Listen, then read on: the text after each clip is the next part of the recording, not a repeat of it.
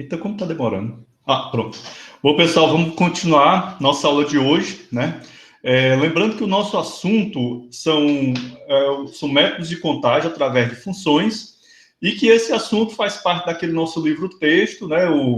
Matemática Discreta. Deixa eu só pegar aqui o título dele, que eu me esqueci. Fundamentos da Matemática Discreta, certo? Bem, nessa nossa sessão, né, continuando o pensamento quantitativo, nós vamos conhecer não princípios. A gente começou esse nosso estudo do pensamento quantitativo vendo, primeiro, princípios básicos, né, dois princípios básicos, que foram o princípio da adição e o princípio da multiplicação, também conhecido como regra da soma ou regra e regra do produto, por outros autores, certo? Esses dois princípios, eles constituem os passos básicos das técnicas de contagem. Vimos também que nós podemos e devemos combinar esses princípios em determinadas situações, ou seja, quando não é possível empregar somente um dos princípios para resolver um determinado problema, a gente combina eles. Em geral, né, a regra básica é o quê? Quando você pegar os problemas que podem ser resolvidos através do princípio da multiplicação, ou princípio do produto, né, agrupá-los, né, e juntá-los através do princípio da soma. Né? Vimos isso com problemas de placa, com problemas de urna, certo? Então são problemas clássicos nos quais a gente utiliza esses princípios para resolver. Bom, no segundo momento, no momento seguinte, dando continuidade ao nosso estudo do pensamento quantitativo, o que foi que a gente viu? A gente passou a trabalhar com arranjo e seleção, né? Também vendo dois princípios, né? O princípio do arranjo e o princípio da seleção. O que difere um princípio do outro, basicamente, é o seguinte: no princípio da seleção, nossa preocupação é apenas selecionar um subconjunto de um determinado conjunto de elementos, e no princípio do arranjo, além de selecionar esse subconjunto de um determinado conjunto de elementos, nós também precisamos colocá-lo em uma determinada ordem, correto? Então, essa é basicamente a diferença entre um e outro. Assim como no princípio da soma e no princípio do produto, nós também poderíamos usá-los de forma combinada, os princípios do arranjo e da seleção também podem ser utilizados de forma combinada, certo? Então, cabe a cada um de nós, quando estiver modelando um determinado problema, identificar qual dos princípios você vai utilizar e, se for o caso, combiná-los, né? Vimos também que é possível, né, juntar todo esse ferramental que nós falamos, de princípio da soma, princípio da multiplicação, princípio do arranjo, princípio da seleção, e usar todo esse ferramental para resolver, para modelar problemas mais complexos, correto? Bem, isso foi o que a gente viu até agora. O que a gente vai ver nossa próxima etapa, nessa etapa agora? Nós vamos trabalhar com funções, certo? As funções são ferramentas extremamente úteis, né, que a matemática nos fornece, e bastante poderosas, certo? A gente começa as noções básicas de funções lá no ensino fundamental, no ensino médio também, e aqui no ensino superior a gente passa a tentar se aprofundar um pouco mais nelas, certo? Bom, para a gente chegar no nosso ponto, né, onde, ou melhor, o nosso destino, né, eu gostaria de fazer uma revisão de alguns conceitos relacionados à função, para que a gente possa recordar, né? Porque essa parte de função a gente já viu faz algum tempo, né? Então, de repente, faz bem nós refrescarmos um pouquinho a memória de vocês, beleza? Bom, vamos aqui compartilhar uma tela, como sempre. E outra coisa, quem não respondeu a frequência no primeiro tempo, por favor, se dirigir ao chat para registrar sua presença, certo? Entendido? Valeu, meu Deus. Aí, opa. Gente, um momentinho que a minha canetinha aqui deu tilt. E eu vou fazer aqui umas coisas. Peraí. Ver. Meu Deus do céu. O negócio aqui babou. Eu ajeito aqui. Peraí. Cadê?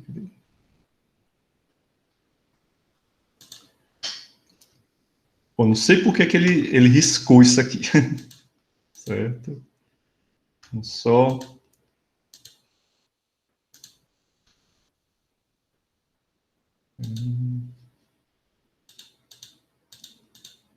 Ah, agora sim. Só um momentinho. Isso.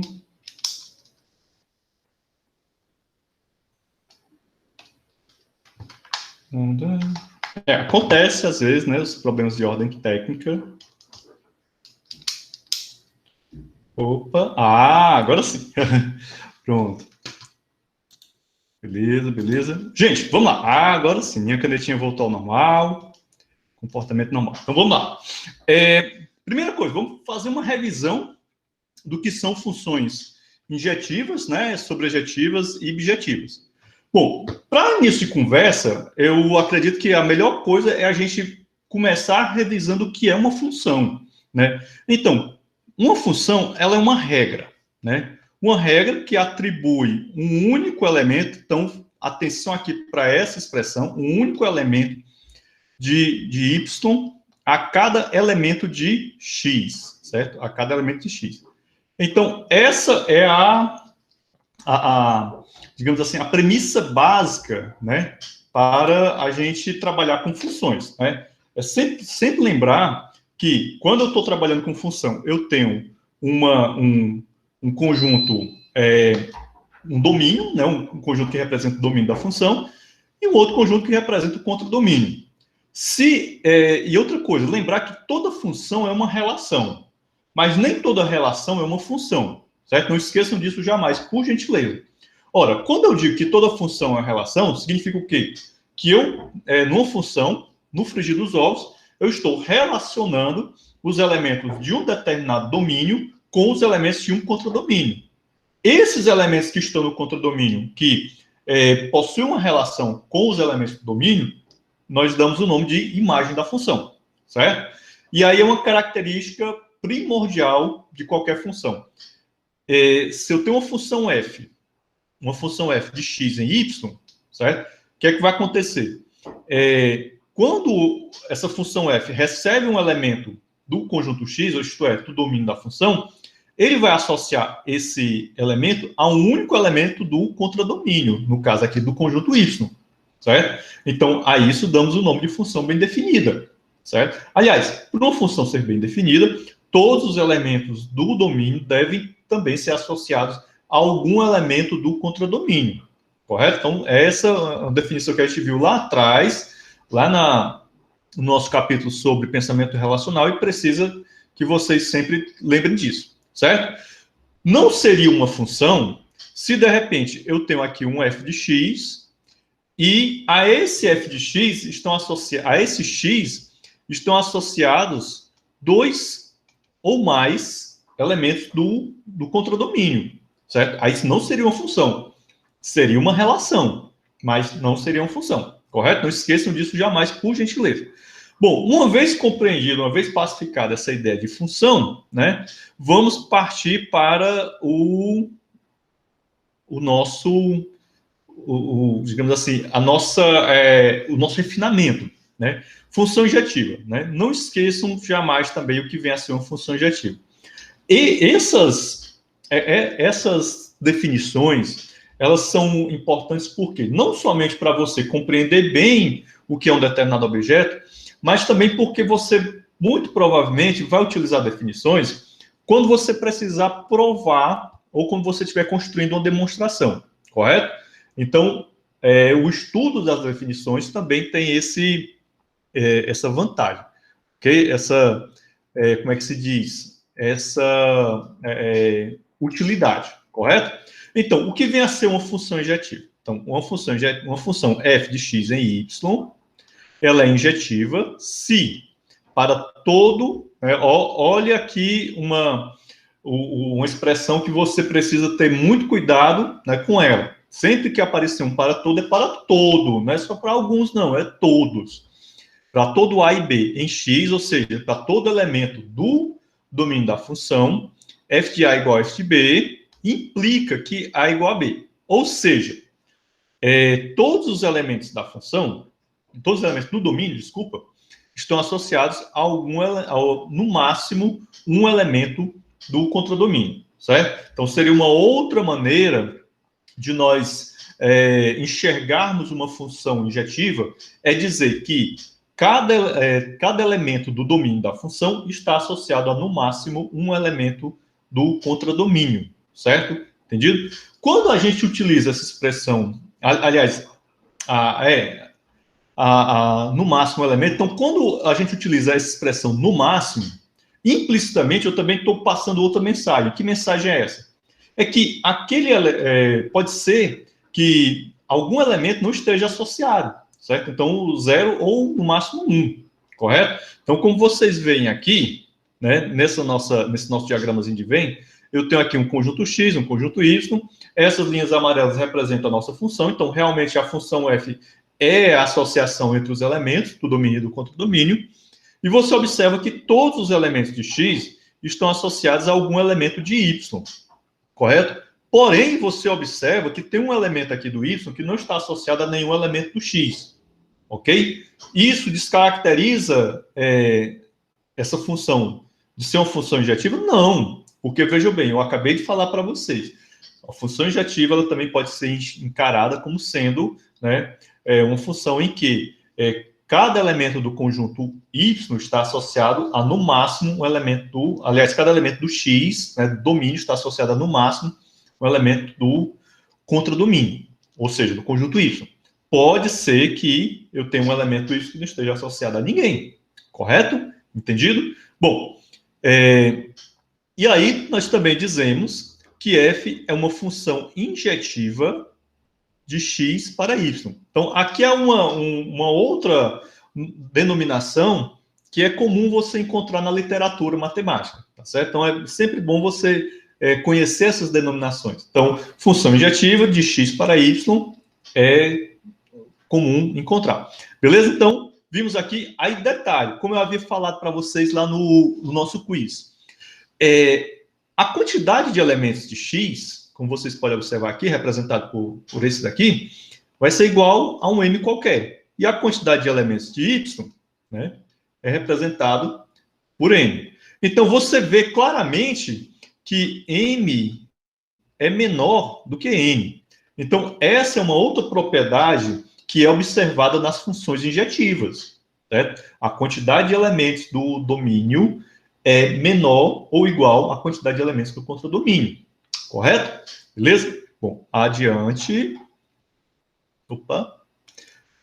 Quanto à função subjetiva, lembrando que isso daqui é apenas uma revisão para a gente poder chegar no nosso destino, nós temos o seguinte, uma função f de x em y, ela é subjetiva, se para todo y pertencente ao conjunto y, ou seja, ao contradomínio da função, existe um x pertencente ao conjunto x, ou seja, ao domínio da função. Gente, vamos lá, voltar um pouquinho aqui para aquilo que a gente aprendeu lá em lógica matemática, na parte de lógica de predicados, né? Quando eu utilizo a expressão existe, a gente vai lembrar de quê? Da quantificação existencial, correto? Vocês lembram que quando eu falava de quantificação existencial, eu dizia assim, olha, a quantificação existencial, ela dá a ideia de que existe pelo menos um, mas pode existir mais de um, correto?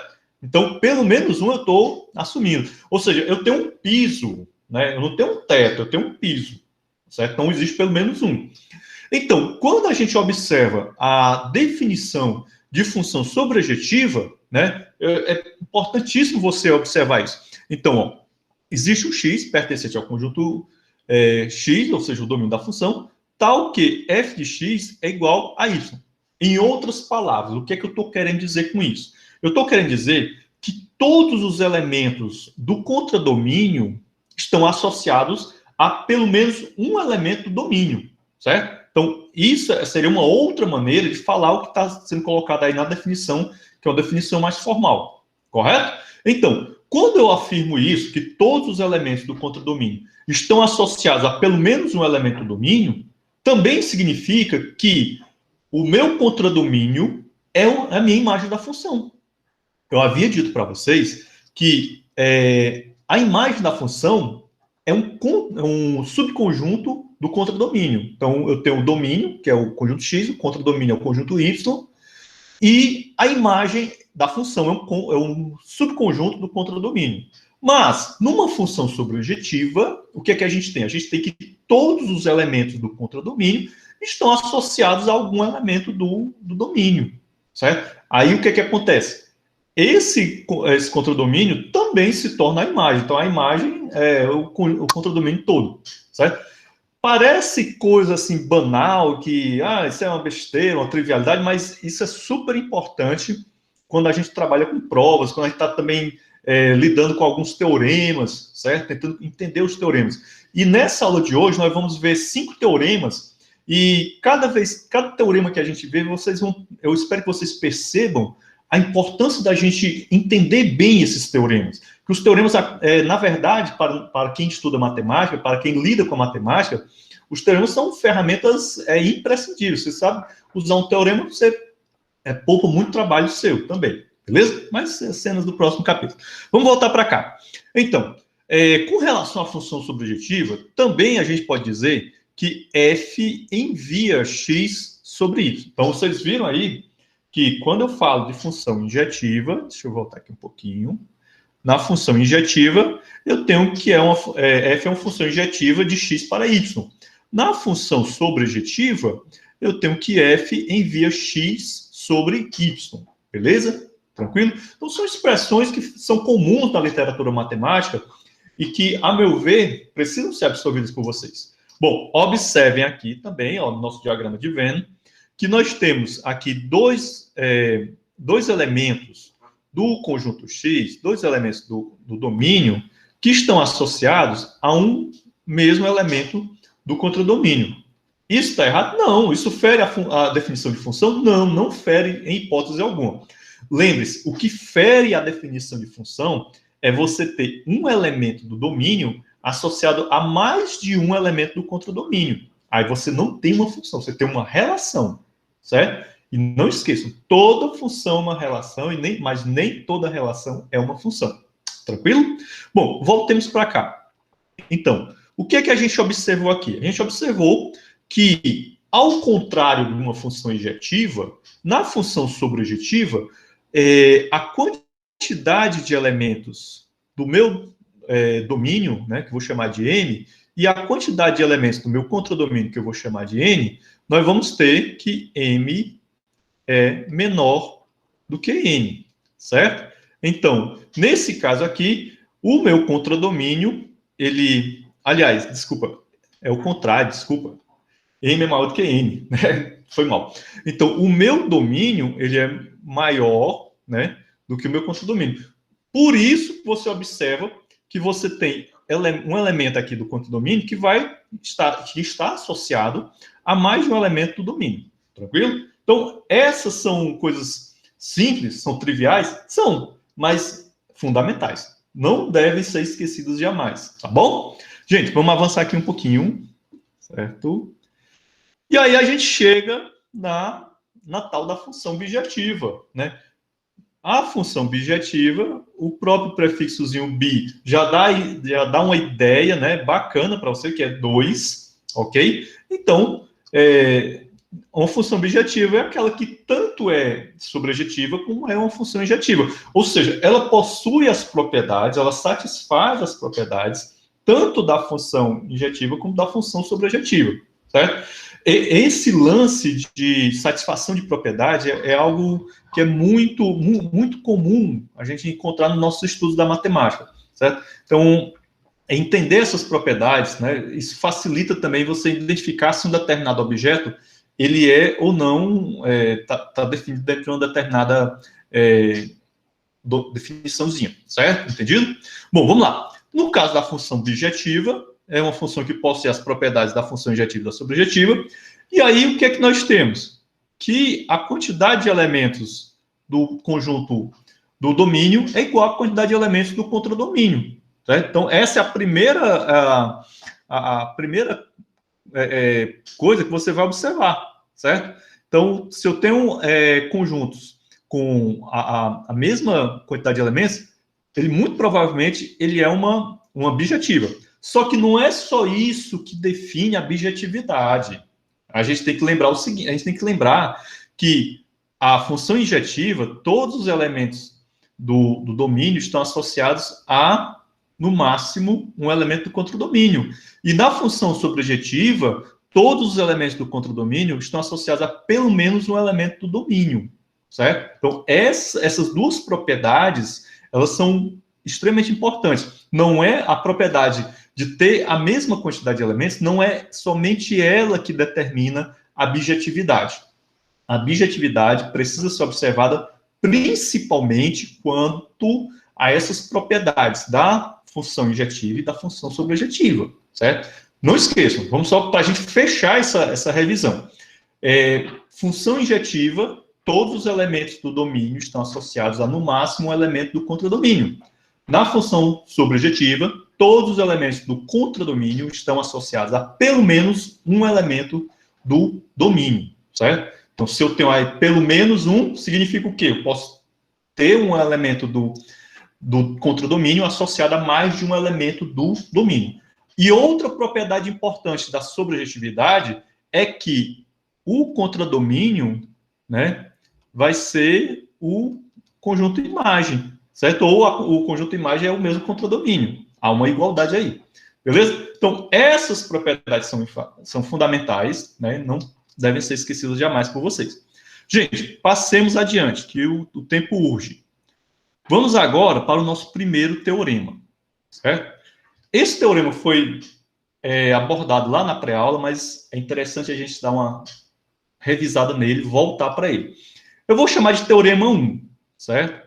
E aí, toda vez que eu me referir ao teorema 1, é a esse camaradinho aqui. Então, vejam bem. O teorema 1 diz que seja o cardinal de x igual a m e o cardinal de y igual a n, ou seja, a quantidade de elementos de x e de y. Se existe alguma função f que é injetiva, então m é menor ou igual a n. Ora, o que esse teorema está falando é nada mais, nada menos do que algo que a gente acabou de falar exaustivamente, quando a gente percebeu, né, essa característica da função injetiva, certo? Então, o teorema está simplesmente formalizando algo que a gente já havia percebido, certo? Então, eu posso tranquilamente dizer para vocês, e vocês vão concordar comigo, que o teorema ele não está apresentando nenhuma novidade. Nós já tínhamos percebido isso. O que é que nós estamos fazendo agora? Estamos simplesmente colocando num formato mais bacana, né? Digamos assim, colocando um formalismo mais rigoroso. Da mesma forma, o teorema 2, né? O teorema 2 se refere ao quê? À função sobrejetiva. Então, ele define aqui os meus elementos, né? O x, o m e o n, que são a quantidade de elementos de cada conjunto. Então, se existe uma função f, né, de x em y, que é sobrejetiva, então m é maior ou igual a n. Então, vejam bem, teorema 1, teorema 2, se refere à sobrejetividade e à injetividade. E aí, desses dois teoremas, eu extraio um corolário, né? Então, lembre-se da definição de corolário, que foi apresentado para vocês lá no início do curso de matemática discreta, certo? Então, um corolário é como se fosse um resultado, né, que a gente obtém a partir de outros teoremas. Então, esse nosso corolário, ele vai falar de quê? Vai simplesmente falar da bijetividade. Ou seja, sejam x e m, né? X igual a m e y igual a n. Se existe uma bijeção em uma função f que é bijetiva, então a quantidade de elementos de m e de x e de y são iguais, né? M é igual a n, beleza? Esses dois teoremas e esse corolário não apresentaram nenhuma novidade para vocês, certo? Eles simplesmente colocaram digamos assim, numa roupinha mais bonitinha, né? Algumas ideias, né? Alguns conceitos, os quais nós já havíamos trabalhado ainda há pouco, certo? Entendido? Não tem nenhuma novidade, mas é bom você se acostumar com a linguagem dos teoremas, com a linguagem dos corolários, certo? Faz parte de quem estuda matemática se apropriar da linguagem matemática, certo? Bom, vamos lá. Bem, visto esses dois teoremas, visto esse corolário, né, vamos agora para uma definição. Definição de função n para 1. O que é uma função n para 1? Já tínhamos comentado sobre ela no nosso primeiro tempo da aula de hoje, se não me engano, foi a última pergunta do quiz, mas agora a gente vai ver uma definição bem mais formal. Então, uma função f de x em y, ela é chamada de n para 1, se para cada y na imagem, olha aí, ó, na imagem da função, veja bem, ó, eu estou falando na imagem da função, certo? Exatamente, ó, o exatamente aqui ele precisa ser frisado pelo seguinte fato.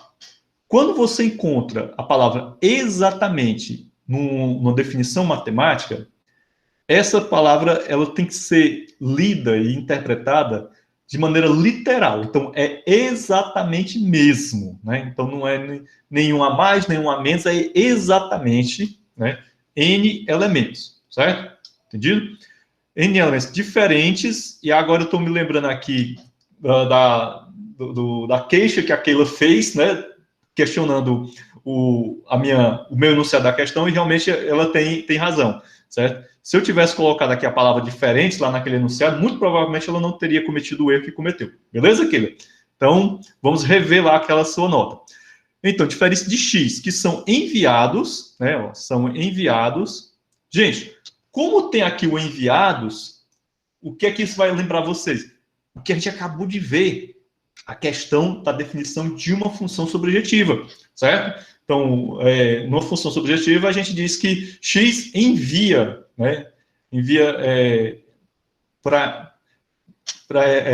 envia x para y, certo? Entendido? Bom, então, são esses detalhezinhos interessantes que acabam facilitando a nossa compreensão da definição. Então, vocês veem que não está dito, né, na definição de uma função n para 1 que ela é uma função sobrejetiva. Mas, de acordo com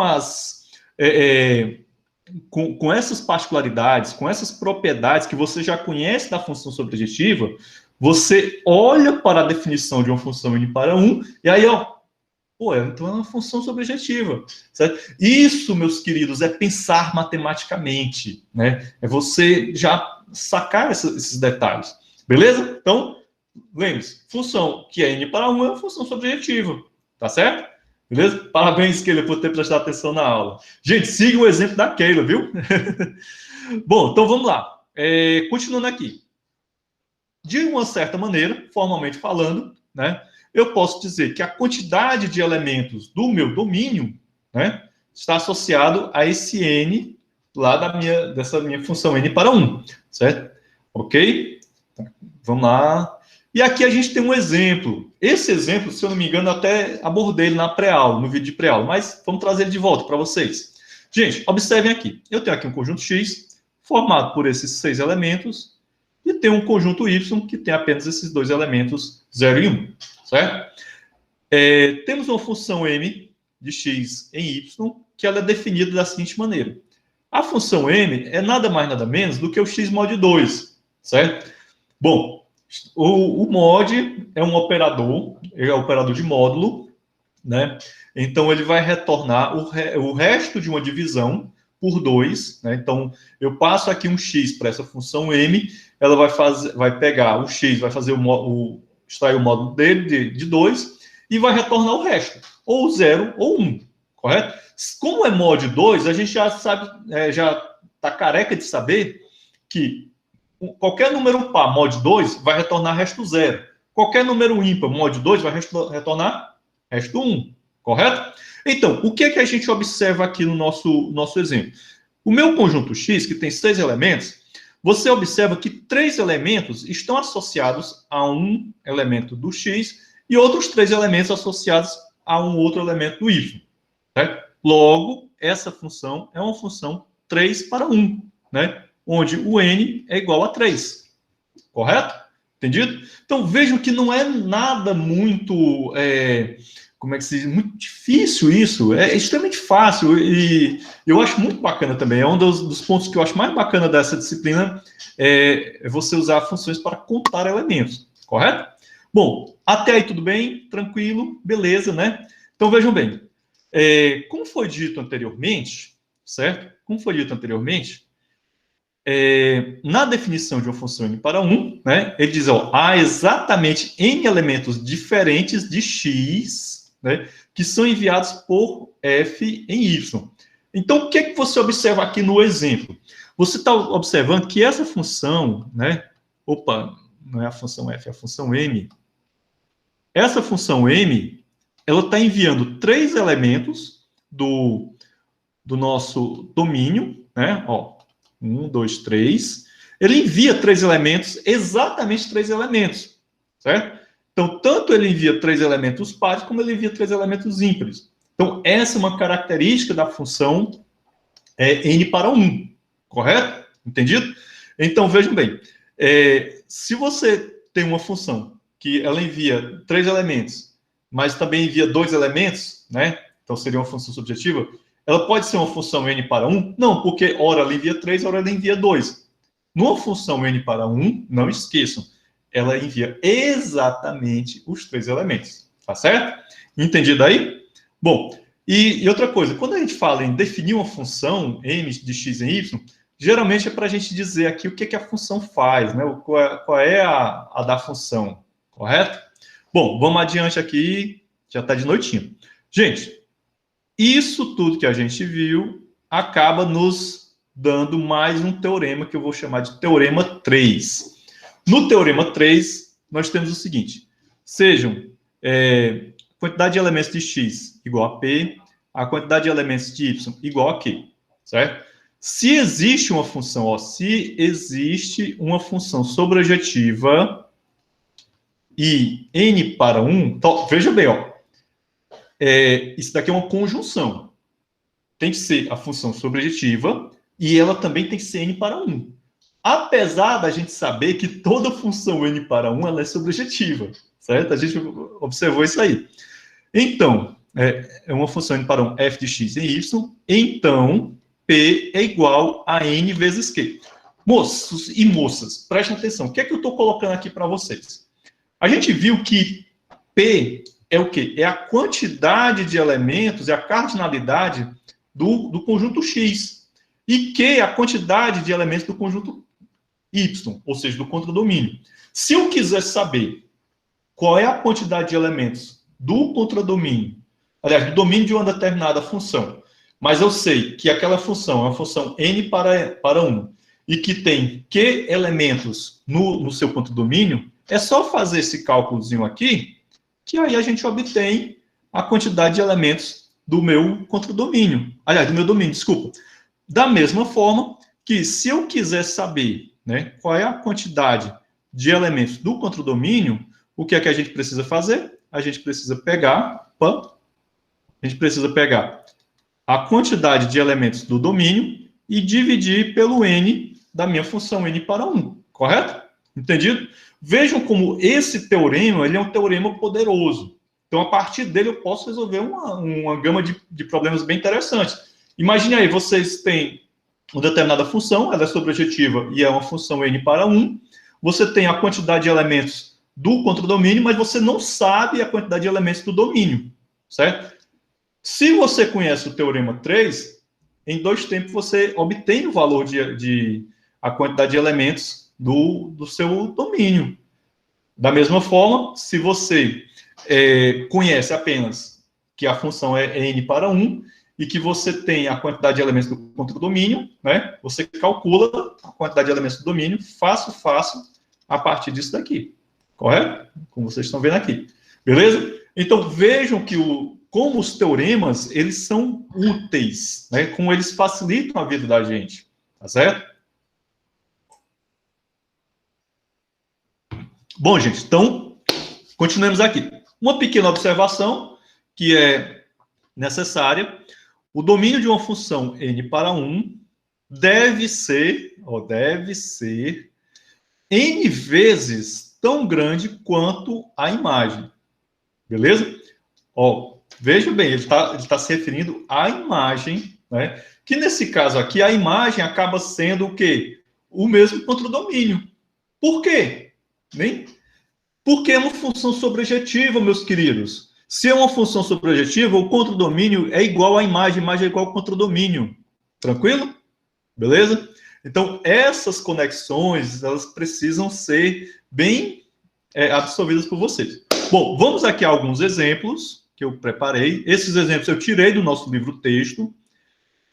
Como eu disse para vocês no nosso último encontro, né? A editora que eu comprei o livro, ela fornece para nós professores, um acesso a uma biblioteca virtual deles. Então, desde que eu adquiri esse acesso a essa biblioteca virtual, eu tenho um backup do meu livro físico, que é um livro virtual, né? Um livro digital. E outra editora também, que eu acho que eu até passei para vocês lá no grupo, né?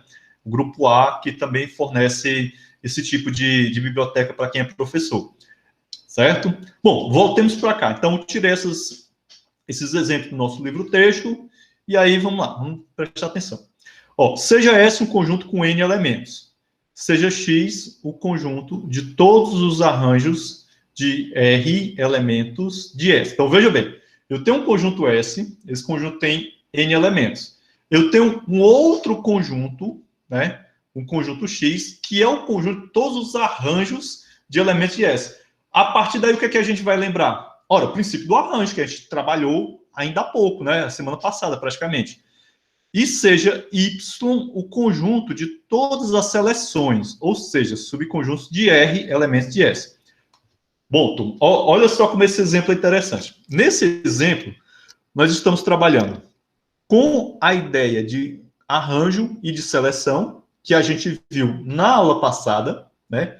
Nosso tópico passado, e nós estamos juntando tudo. Só que agora o que é que a gente vai fazer? A gente vai tentar descobrir qual é a quantidade de elementos desse conjunto. Observem que nesse enunciado aí, ele não está falando em números, né? Ele não está especificando que o conjunto S tem um determinado número de elementos, ele tem N elementos. E aí o grande barato desse exemplo é justamente ele te mostrar como fazer uma generalização. Então, mesmo você não sabendo de antemão a quantidade de elementos de um determinado conjunto, nem a quantidade de elementos dos subconjuntos, você será capaz de executar um procedimento que, uma vez que você sabe essa quantidade, você calcula o que você precisa, certo?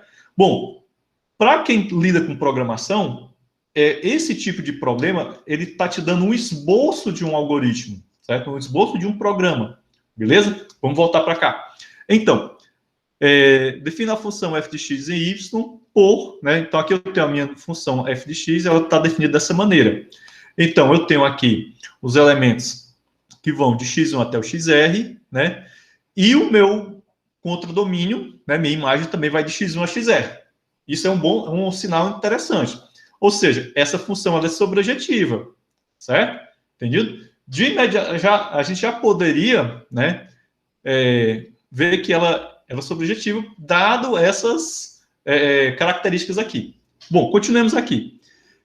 Uma vez que existem exatamente R fatorial maneiras de arranjar quaisquer R elementos, bom, por que ele está afirmando isso? Ora, a gente viu lá na seção sobre arranjo, né?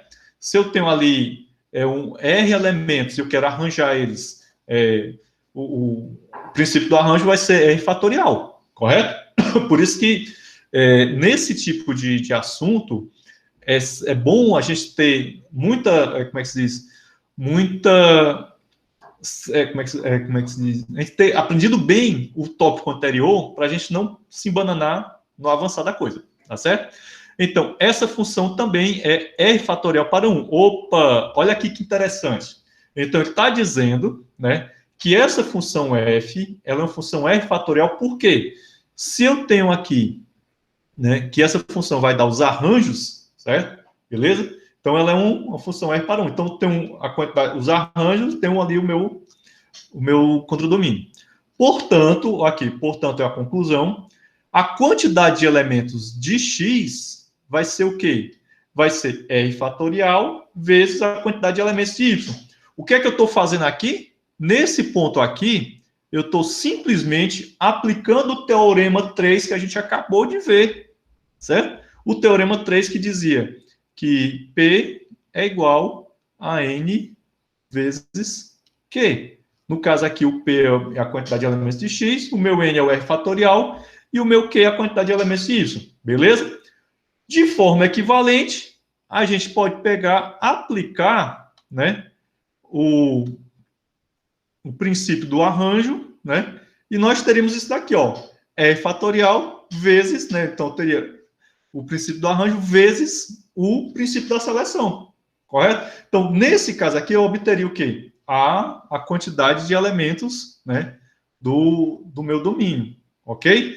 Então, deu para entender aí como esse exemplo ele é rico, é um exemplo super, super cheio de informações, e que a partir dele você pode resolver outros problemas semelhantes. Sempre lembrando, né, se eu tenho uma função subjetiva n para 1, né, eu posso calcular a quantidade de elementos do meu domínio, do meu contradomínio, uma vez que eu tenho alguma dessas informações. Beleza? Bom, vamos avançar aqui um pouquinho. Gente, esse outro exemplo também é muito bacana, também tirado lá do nosso livro-texto.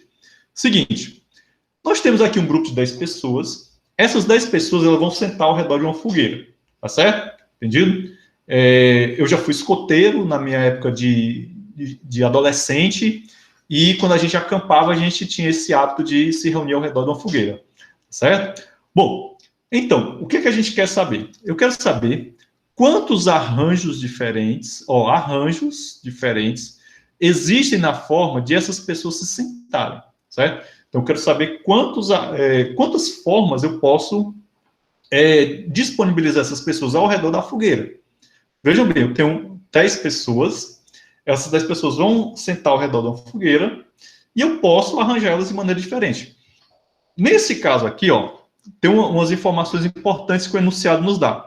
Nessa situação, um arranjo de assentos é determinado por quem senta ao lado de quem, e não por onde cada um se senta, certo? Bom, esse detalhe é importantíssimo para a gente poder compreender esse problema. Por quê?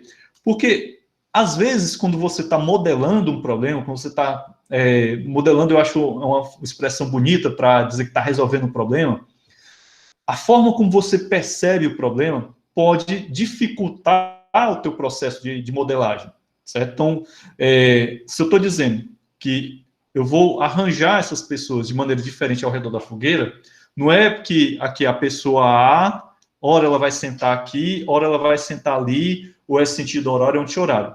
O que vai determinar o arranjo é quem são os vizinhos de A, certo? Que é justamente o que ele diz aqui, ó. Nessa situação, um arranjo de assentos é determinado por quem senta ao lado de quem, e não por onde cada um se senta. Então, eu tenho um arranjo em que, de um lado, eu tenho a Keila, do outro lado eu tenho a Mariana. Eu tenho um outro arranjo que, do lado, eu tenho o Juan, e do outro lado eu tenho o Alessandro. Então, são dois arranjos diferentes. Pouco importa onde eu estou me sentando. O importante é que, ao meu lado, existem pessoas diferentes. Certo? Deu para entender aí? Beleza, né? Então, continuemos aqui. Vamos concordar também em não distinguir entre o sentido horário e anti-horário. Olha, se eu estou colocando essas condições no enunciado do meu problema, de uma certa maneira, eu estou tentando reduzir a complexidade do mesmo.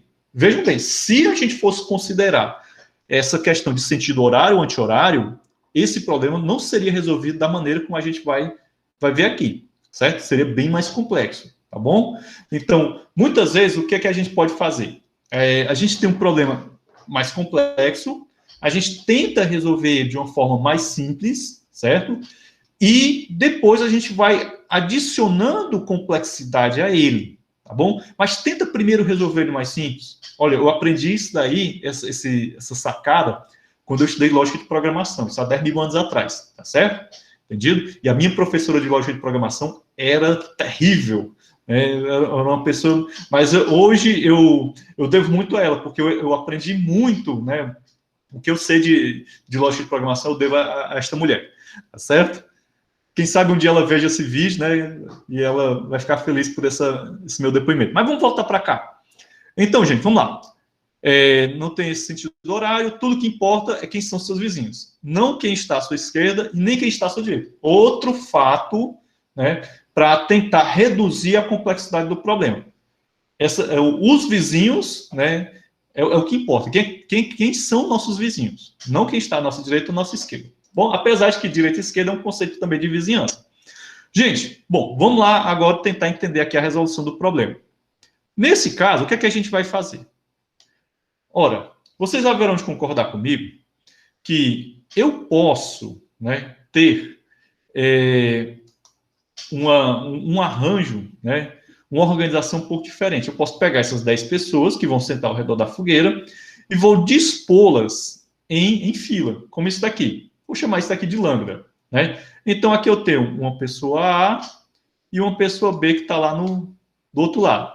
Então, essa pessoa A e essa pessoa B poderiam ser justamente esses dois aqui, certo?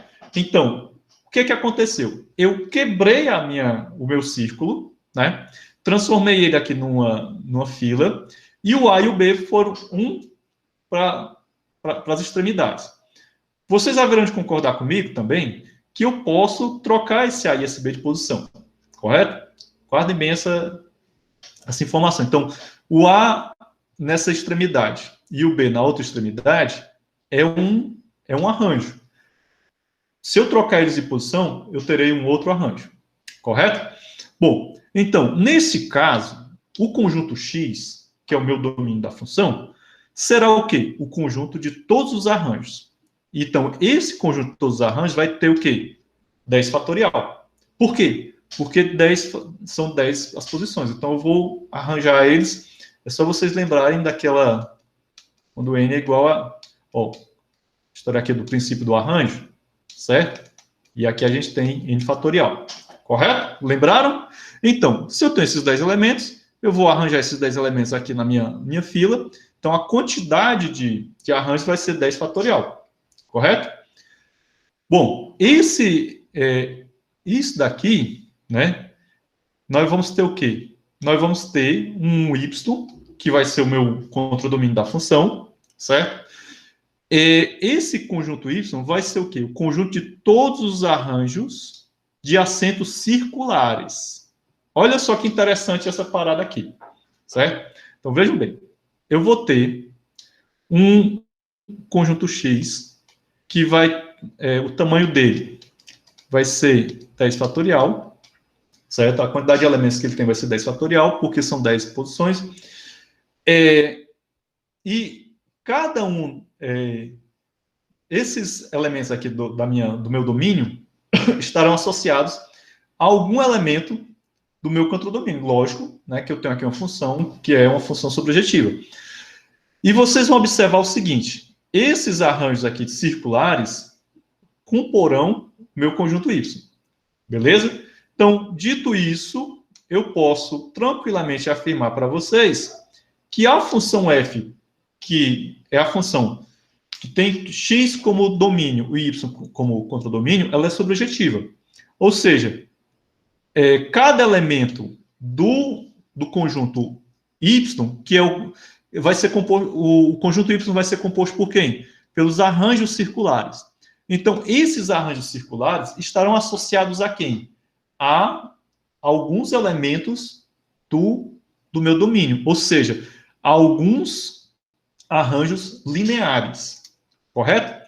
Bem, isso daí, né, nos leva a quê? A entender que essa função é a função n para 1. Ou seja, como eu tenho, né, esses 10 arranjos aqui, né, e eu posso trocar o A e o B de posição, o que é que nós vamos ter? Significa o quê? Que existem 20 maneiras de quebrar o círculo, né? Ou seja, eu tenho aqui, ó, vamos supor que esse lambda foi uma maneira que eu quebrei o círculo, né, entre o A e o B, ok? Aí eu obtive essa linha aqui. Só que, como eu posso trocar o A e o B de posição, seria uma outra maneira de quebrar o círculo, correto? Entendido? Então, 10 vezes 2 dá 20 maneiras, beleza? Então, dito isso, né, nós temos que a função f de x em y é uma função 20 para 1. Então, nesse caso, né, nesse caso, pelo teorema 3, que foi o teorema que a gente acabou de aprender, o teorema 3 me dava essa fórmulazinha aqui, certo? Aí outra coisa, apesar do teorema 3 te dar essa fórmula, eu não recomendo que você memorize fórmula. Eu recomendo que você aprenda o teorema 3, que você compreenda o teorema 3. Porque se você ficar preso à fórmula, né, aí não é muito legal, tá bom? Então, dito tudo isso, o que é que nós temos? Eu tenho o meu n, que é 20, eu tenho a quantidade de elementos do meu domínio, que é 10 fatorial, né, que há os arranjos lineares, e está me faltando o quê? O meu Q, que é a quantidade de elementos do meu contradomínio, certo? Então, é isso que eu vou calcular. O meu Q eu não tenho, eu vou calcular. Ora, mas eu conheci aqui o teorema 3, beleza, bonitinho. Aí eu simplesmente pego lá o meu teorema 3 e faço isso aqui. 10 fatorial dividido por 20 vai ter um valor igual a 181.440 arranjos circulares diferentes. Vejam bem, esses são os arranjos circulares, certo? Entendido? E aí você vê que essa função f, ela vai associar 20 elementos do conjunto X, que são os arranjos lineares, a um arranjo circular, certo? Entendido? Essa é a grande sacada desse problema, beleza? Até aí alguma dúvida? Não, né, turma? Então, tá tranquilo. Bom, eu achei esse problema muito interessante, né? Ele é muito desafiador porque ele apresenta para você uma situação real, né? Uma situação que você pode vivenciar. É uma curiosidade também, né? Você saber quantos arranjos vão ter. Só que aí tem um detalhe, né? Que a gente ainda não abordou bem nos nossos encontros síncronos sobre isso aqui.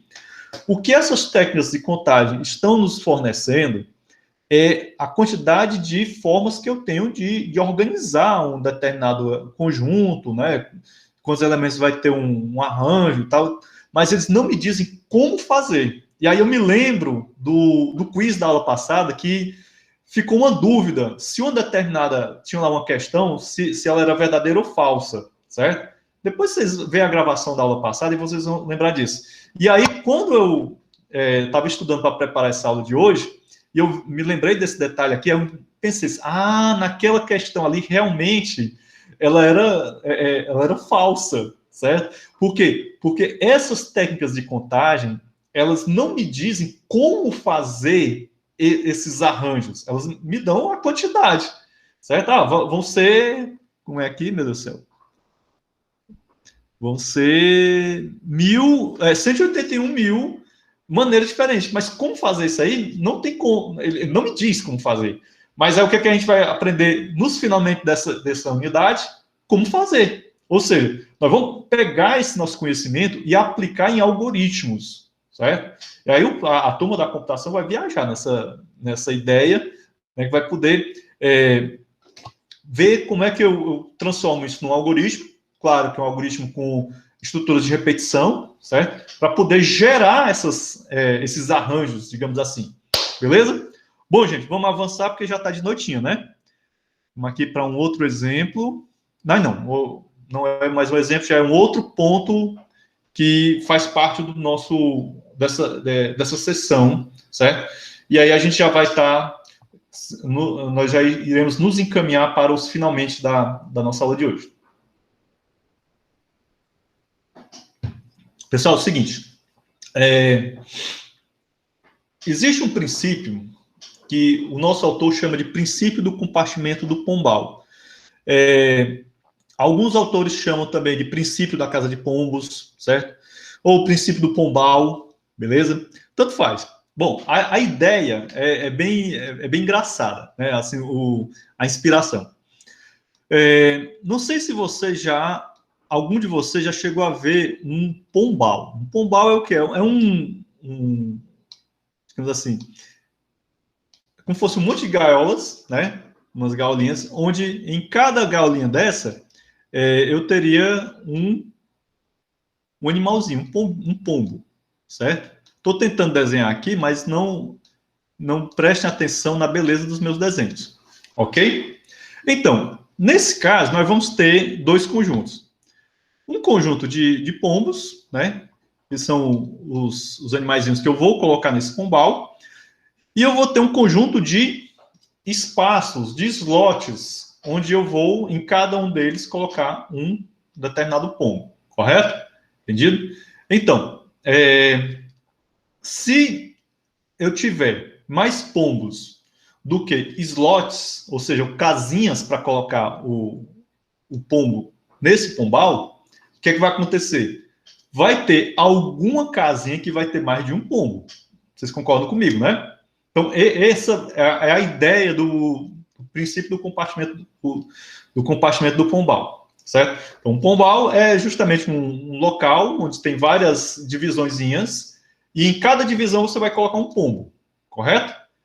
Se eu tiver mais pombos do que divisões, alguma delas vai ter mais de um pombo para colocar lá dentro. E aí eu vou ter um problema, correto? Porque geralmente esses pombais só cabem um pombinho por vez. Beleza? Bom, mas isso são outros 500. Bem, essa ideia gerou um teorema, que é o teorema que a gente usa aqui no princípio do compartimento do pombal. E eu chamei esse teorema simplesmente teorema 4, tá bom? Então, o que é que ele diz? Seja um x igual a n e seja c, né, que é a quantidade de elementos de c igual a l. Seja f uma função de x em c, se n for maior do que r, ou seja, a quantidade dos elementos do x for maior do que a quantidade de elementos do c, então existem elementos distintos x e y que pertencem ao conjunto x com f de x igual a f de y. Em outras palavras, o que é que eu estou querendo dizer aqui? Se eu tenho uma quantidade de elementos num determinado conjunto que é maior do que a quantidade de elementos de um outro conjunto, e eu tenho uma função f que associa os elementos de x aos elementos de c, acontecerá de ter elementos distintos, x e y, que quando eu passar eles através da minha função f, eu vou obter o mesmo resultado, certo? Basicamente seria isso. Então, basicamente, isso é a mesma ideia do princípio do pombal. Então, vamos imaginar que o conjunto X é o conjunto dos pombos, né? E eu preciso alocar eles nessas casinhas. Vamos imaginar que essas casinhas têm um número, né? Então, eu tenho aqui a casinha 1, a casinha 2, casinha 2, a casinha 3, casinha 4, certo? Se eu tenho 5 pombos, ok? E eu vou chamar os pombos de A, B, C, D e E. E eu vou ter uma função f que vai alocar cada pombo numa casa. Como eu tenho mais pombos do que casinhas, o que é que vai acontecer? Pode ser que quando eu passar o pombo A para ele alocar numa determinada casa, né, e ela já esteja ocupada por outro pombo, o que é que vai acontecer? Ele vai ocupar a mesma casa. Certo? Então, f de A vai ser igual a f de B. Correto? Então, essa é a ideia do princípio do pombal. Beleza? Bom, esse teorema está correto e a gente vai ver agora a demonstração dele, que é uma demonstraçãozinha bem fácil, bem tranquila. Demonstração feita por contraposição. Antes da gente partir para a demonstração, vamos só lembrar o seguinte. Quando eu tenho uma condicional P condicional Q, a contrapositiva dela é não Q, condicional não P, certo? Lembre-se disso. E nesse caso aqui, o que é que nós temos no nosso princípio do pombal? Eu tenho uma condicional, se, então, né? Certo? Tá bem claro aqui para vocês. Como a gente vai fazer uma demonstração por contraposição, nós vamos negar a conclusão e vamos obter como conclusão, né, dessa contrapositiva a premissa negada, certo? Então, se é uma demonstração por contraposição, suponha que para todo x e y pertencente ao conjunto x, nós temos que f de x é diferente de f de y. Observem que isso daqui, ó, f de x diferente de f de y, é justamente a negação dessa igualdade. Quem é essa igualdade aqui? É o meu Q, meus queridos, aliás. E aqui eu tenho o quê? A negação de Q. Correto? Bom, vamos passar adiante. Bom, se eu tenho isso aqui, significa o quê? Que F ela é injetiva. Certo? Ora, pelo teorema 1, qual é o teorema 1? É o teorema da função injetiva. O teorema 1 diz o quê? Se eu tenho uma função injetiva, então M é menor do que N. Certo? Ora, pelo teorema 1, N menor ou igual a R. Quem é esse N? Esse N é a quantidade de... Esse N é a quantidade de X e esse R é a quantidade de elementos do conjunto C. Beleza? O que é que foi dito antes? Ó, N maior do que R. Certo? Então, provei, né? Apresentei aqui uma demonstração por contraposição. Teorema, ok, 100% correto. Vamos lá. Ah, professor, onde é que eu vou aplicar esse teorema do compartimento de pontos? Vamos aos exemplos. Bom, antes da gente ver os exemplos, vamos só fazer uma pequena modificação aqui na ideia do teorema do compartilhamento de Pombal. Vamos chamar de X um conjunto de objetos e vamos chamar de C um conjunto de cores. Vocês vão entender bem direitinho já o que é que nós vamos fazer com isso aqui. E aí eu vou ter uma função f que atribui uma cor para cada objeto. Se eu tenho a quantidade de objetos maior do que a quantidade de cores, o que é que vai acontecer? Vai ter objeto com a mesma cor. Correto? Olha como esse princípio do Pombal, ele é um troço bem amplo, assim, a gente pode aplicar ele em muitas coisas, certo? Basta a gente fazer sutis modificações na ideia, mas manter a ideia básica, que é o quê? Eu tenho um conjunto com mais elementos do que outro, esse conjunto com mais... eu tenho uma função sobrejetiva que associa elementos do meu domínio a elementos do contradomínio, e se ela é sobrejetiva, significa o quê? Que vai ter elementos do contradomínio que estarão associados a mais de um elemento do domínio. Se o meu domínio é um conjunto de objetos e o meu contradomínio é um conjunto de cores, logo terei objetos com a mesma cor. Massa, não? Bom, então vamos lá. Então, dito isso, a gente conclui que, ó, se a quantidade de X é maior do que C, então existe algum par de objetos da mesma cor. Acabei de falar isso para vocês. Gente, vamos aqui para um exemplo. Esse exemplo aqui é muito massa. Em um clube com 400 membros, devem existir alguns pares de membros que compartilham o mesmo aniversário? Resposta, sim. Por quê? Ora, a gente vai aplicar o princípio do Pombal. Vamos assumir que X... Vamos assumir que o conjunto X é o conjunto de membros do clube, né? Os membros do clube. E qual é a quantidade de X? É igual a 400. Correto? Vamos assumir que C seja os dias do ano. Os dias do ano. Correto? Qual é a quantidade de elementos do C? 365 dias do ano. Ora, pelo princípio do Pombal, o que é que nós temos?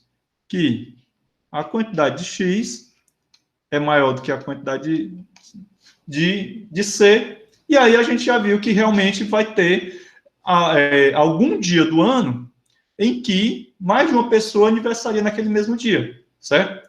Se nós tivéssemos 365 membros, né, nesse clube, provavelmente nós não teríamos pessoas que faziam aniversário no mesmo dia. Vejam bem, ó, a pergunta do problema é o seguinte: devem existir alguns pares de membros que compartilham o mesmo dia de aniversário?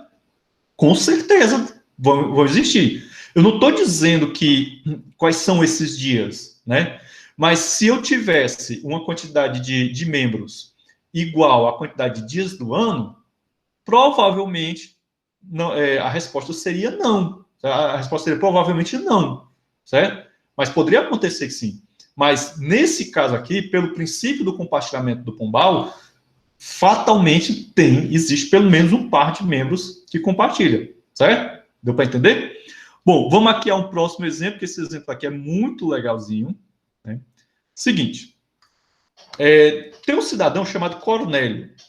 O Cornélio, ele tem uma gaveta. Nessa gaveta, ele tem 12 meias vermelhas e 14 meias vermelhas. Espera aí que tem alguém querendo entrar aqui. Bora, Charlotte, entra. Acontece, essas interrupções aqui em casa. Então, gente, vamos lá. O seguinte é esse.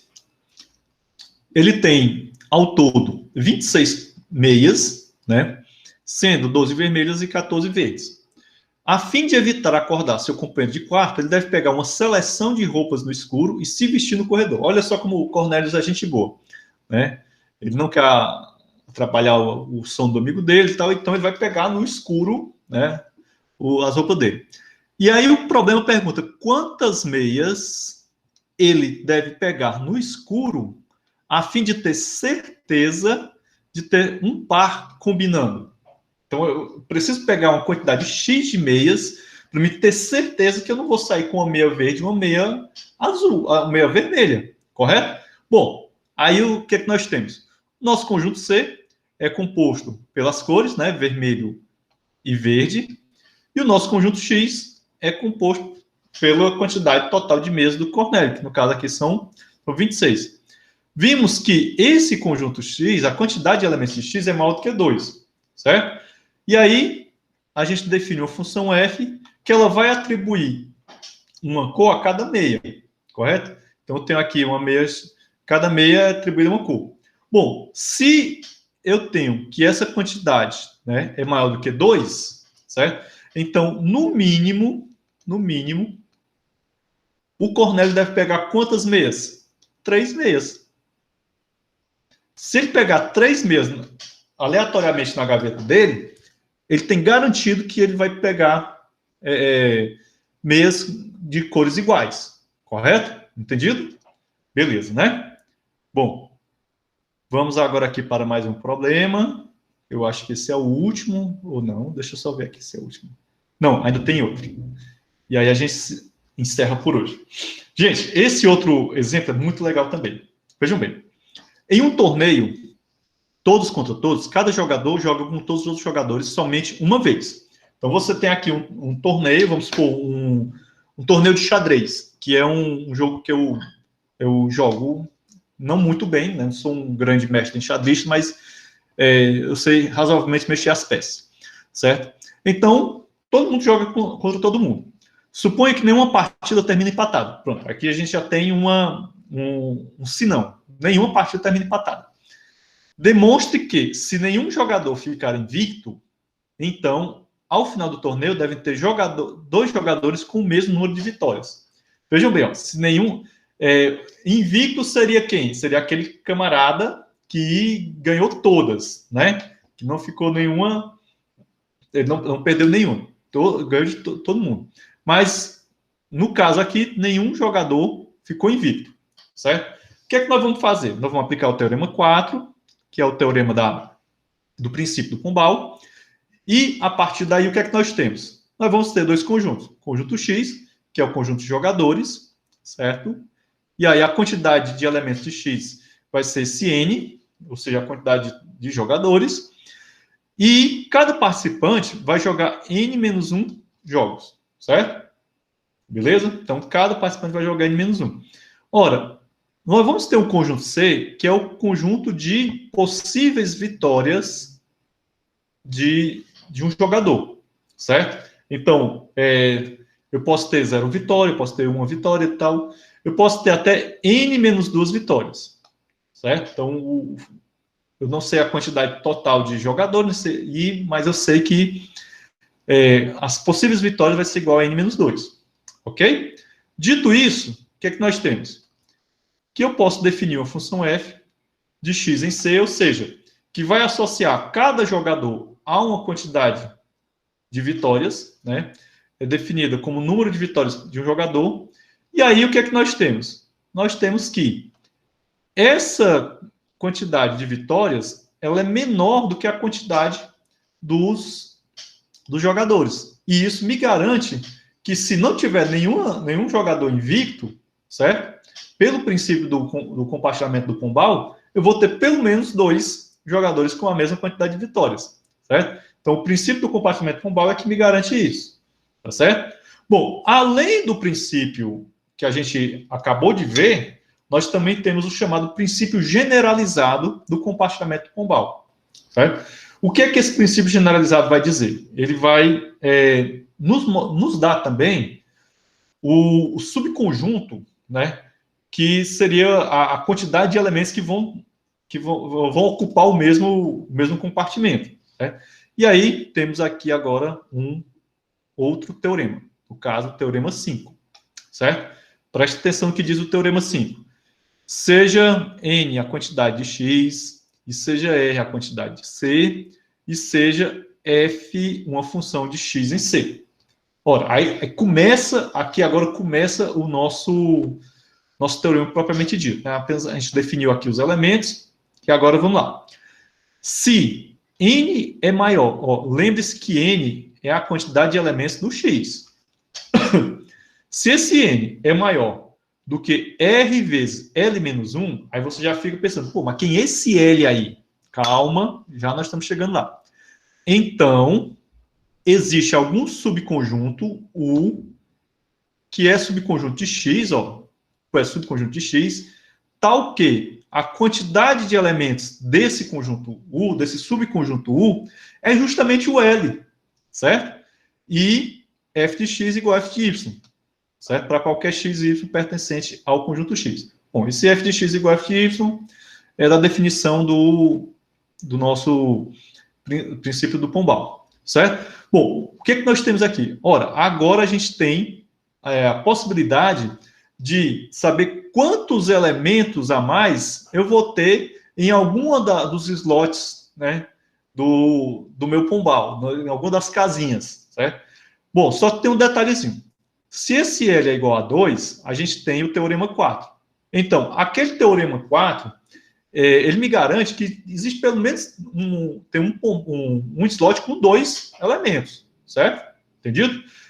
Já esse princípio generalizado, a coisa já é mais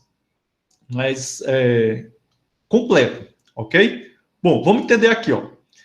Esse princípio ele também nos fornece, né, esse teorema, ele acaba nos fornecendo um coroláriozinho. Ora, sejam x, a quantidade de x igual a n, a quantidade de c igual a r, e seja a função f de x em c. Então, existe algum U, que é subconjunto de x, né, porque está contido no x, tal que esse conjunto U, né, esse conjunto U vai ser o quê? N sobre R, né, N dividido por R, e eu vou aplicar a função teto. A função teto, para quem não está lembrado, ela diz o seguinte, ela vai retornar o seguinte, ela vai retornar o menor inteiro maior do que N sobre R. Por exemplo, se eu fizer isso aqui, ó, 3,3. Aplicar isso aqui à função teto, ele vai retornar o quê? 4. Se eu fizer 5 sextos, ele vai retornar 6. Então, isso daqui é o menor inteiro maior do que esse x. Correto? Entendido, né? Bom, então vamos lá. Esse coroláriozinho aqui é super útil, certo? Vejam bem. Vamos pegar aqui um exemplo. Esse exemplo aqui é muito legal. Um site da internet, ele exibe todo dia uma imagem, proveniente de um banco de 30 imagens. Então, vejam bem, ele tem um banco de imagens, tem 30 imagens. Todo dia ele vai exibir uma imagem desse banco. Dado um período de 100 dias, mostre que alguma imagem deve ser exibida 4 vezes. Ora, se eu tenho um banco com 30 imagens, mas eu vou exibir a cada dia uma imagem desse banco, num período de 100 dias, acontecerá o quê? De que alguma dessas imagens vai ser exibida 4 vezes, certo? Será que isso é verdade? Bom, o que é que nós vamos fazer? A gente vai aplicar os teoremas que a gente acabou de aprender, correto? Então, vamos lá. Temos aqui que X é o conjunto dos dias, certo? Ou seja, eu tenho 100 dias, e eu tenho que C é o conjunto de imagens, correto? E o meu L é o 4, que é justamente o que o problema me forneceu. Ora, a função f, ela vai retornar a imagem que vai ser exibida no dia X, beleza? Bom, nesse caso aqui, se eu aplicar o teorema generalizado do princípio do Pombal, eu vou ter que 100, né, que é a minha quantidade de X, ela tem que ser maior do que o meu C, correto? Entendido? Beleza? Então, aplicando lá o teorema, nós vamos ter 30 vezes 4 menos 1, 30 vezes 3 dá igual a 90. A desigualdade se manteve. Significa que está ok. Realmente, haverão 4 imagens que vão ser exibidas, né, em determinado dia. Bom, alternativamente, nós podemos aplicar o coroláriozinho, utilizando a função piso, e aí nós vamos ter isso aqui, ó. 30 dividido por 100 dividido por 30, certo? Vai dar 3,3, que vai, aplicando a função teto, função piso não, função teto, vai dar igual a 4. Ou seja, chegamos ao mesmo destino, correto? Entendido? Gente, dito isso, né, a gente conclui, deixa eu ver aqui se eu tinha mais alguma coisinha. Não, deixa isso daqui para um outro momento, certo? A hora já está bem avançada, certo? A gente já avançou muito. Então, é o seguinte, com isso aqui a gente encerra essa parte. Semana que vem nós vamos estudar probabilidade. Probabilidade, deixa eu só encerrar aqui essa apresentação. Para a apresentação. Vamos lá. Gente, para a próxima semana. Próxima semana vocês vão estudar a parte de probabilidade. Probabilidade é um dos pontos mais interessantes que eu acho desse capítulo e também da estatística. Então, probabilidade é um troço muito bacana que a gente utiliza muito no dia a dia, ainda mais nesse período que a gente está vivendo, de uma pandemia, em que no noticiário, vira e mexe, a gente ouve algum jornalista dizer assim, a probabilidade de uma pessoa contrair coronavírus depois de ser vacinada é tanto, né? Então, eu costumo dizer que probabilidade, assim como lógica, deveria ser ensinado já nas escolas, certo? Para que, eu acho que se lógica e probabilidade fosse ensinado nas escolas, a gente já teria se livrado de muitos problemas na hora de compreender uma determinada reportagem, tá certo? Bom, gente, como eu havia combinado com vocês, hoje à tarde eu vou disponibilizar no sistema acadêmico e no grupo também uma prévia, mais uma prévia das notas de vocês. Vocês estão em processo de realizar a quinta tarefa, né? Gente, deixa eu só parar aqui a gravação, aqui são assuntos internos, não precisa manter a gravação, né? Então, quem não tiver registrado a presença,